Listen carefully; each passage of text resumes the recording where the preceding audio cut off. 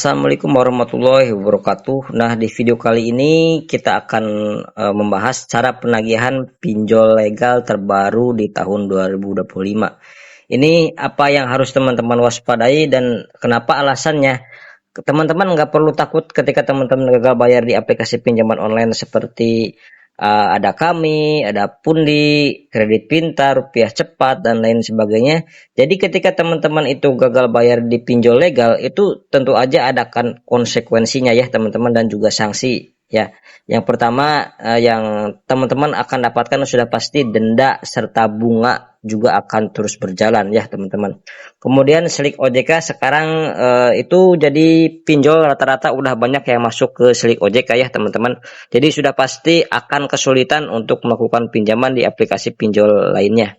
Jadi selanjutnya sanksi dari proses penagihan.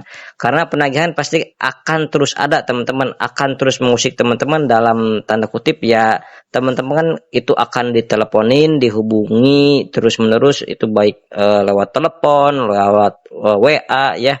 Sampai ada juga yang dihubungi ke kantor ya teman-teman. Padahal itu sebenarnya nggak diperkenankan oleh OJK kalau memang ada penagihannya seperti itu ya teman-teman. Namun kenyataannya itu tetap aja ya di lapangan itu banyak yang menerima penagihan sampai ke kantor ataupun ke tempat kerja.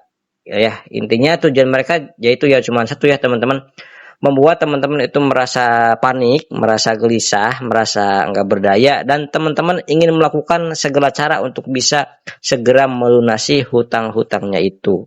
Jadi itulah tujuan dari tim penagihan ya teman-teman. Jadi kalau teman-teman merasa hal ini mengusik teman-teman, membuat teman-teman gimana ya stres dan lain sebagainya, maka teman-teman harus ingat satu hal ya teman-teman, bahwa secara undang-undang apapun yang teman-teman lakukan, minjam secara normal, meminjam secara online sesuai dengan SOP ya tentunya berdasarkan aplikasi itu tidak akan serta-merta membuat teman-teman itu bisa dituntut secara pidana. Karena proses ini hanya akan terjadi sebatas perdata aja ya teman-teman. Kalau teman-teman menyanggupi untuk membayarnya dan teman-teman masih belum tahu nih bisa membayarnya itu kapan, sudah enggak ada masalah secara perdata karena teman-teman mau membayar tapi kan memang kondisi teman-teman itu kan uangnya belum ada ya, belum terkumpul, itu enggak masalah dan harusnya teman-teman enggak perlu bersikap gimana ya takut, cemas dan lain sebagainya teman-teman. Jadi seperti itu ya untuk bagaimana kita cara mengatasi penagihan pinjol legal di tahun 2025 ini.